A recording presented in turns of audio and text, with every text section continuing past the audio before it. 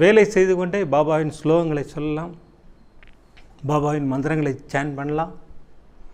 சாய்நாத ஸ்தவன மஞ்சரி அருமையாக கேட்கலாம், அருமையாக படிக்கலாம். கிச்சன்லேயே ஒரு பிரிண்ட் போட்டு ஒட்டி வச்சுருங்க. அழகாக கடுகு தாளிக்கும் போது முதல் ஸ்லோகம், ரெண்டாவது ஸ்லோகம் வரிசையாக சொல்லிட்டே வாங்க. அழகாக, தப்பே கிடையாது. பாபா என்னை வணங்குவதற்கு நேரங்காலம் பார்க்க வேண்டாம்னு சொல்லியிருக்காரு. நம்ம எந்த இடத்தில் இருந்தாலும், எந்த நேரத்தில் இருந்தாலும் தைரியமாக பாபாவின் ஸ்லோகங்களை சொல்லுங்கள், எல்லாத்தையும் சொல்லுங்கள். ஒரு விஷயம் மட்டும் தெளிவாக ஒரு முடிவுக்கு வாங்க, பாபா நமக்கு கெடுதல் செய்ய மாட்டார். அந்த தெளிவுக்கு வந்துட்டோம்னா இதை பற்றிலாம் நம்ம பயப்படவே மாட்டோம். இந்த தப்பு பண்ணிட்டோமே, இது நமக்கு தண்டனை கொடுத்துருவாரா? தண்டனைலாம் கொடுக்கவே மாட்டார். அவருக்கு தண்டனைக்கு ஸ்பெல்லிங்கே தெரியாது பாபாவுக்கு. ஓகேங்களா?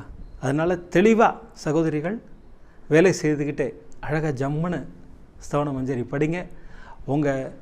நீங்கள் பண்ணுற ஃபுட் இருக்கு இல்லைங்களா, அது இன்னும் கொஞ்சம் டேஸ்ட் ஆகிடும், பிரமாதமாகிடும்.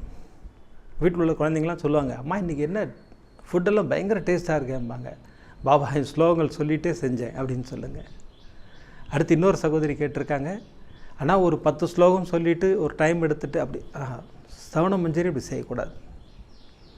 ஏன் சொல்கிறேன்னு கேட்டிங்கன்னா, ஸ்தவன மஞ்சரில் ஒரு கண்டினியூட்டி மெயின்டைன் பண்ணியிருப்பார் தாசகான மகாராஜ், பார்த்துருப்பீங்க.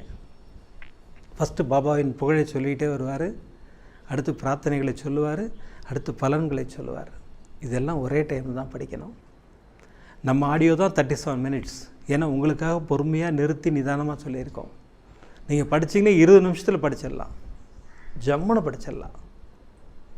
அதனால் அட் அ டைமில் படித்து முடிச்சிருங்க.